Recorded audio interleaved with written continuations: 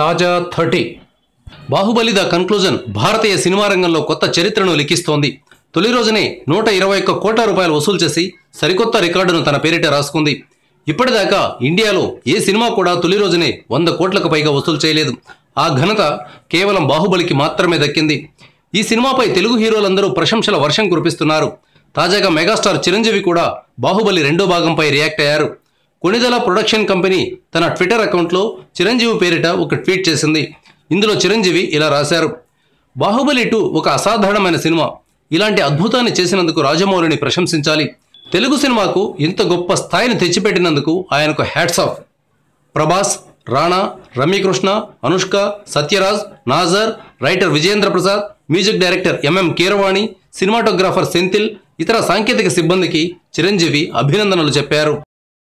Thank you viewers. ఈ video మీకు నచ్చితే లైక్ బటన్ టచ్ చేయండి. తాజా 30 ఛానల్కు సబ్స్క్రైబ్ చేయండి. మీ మిత్రులకు షేర్ చేయండి.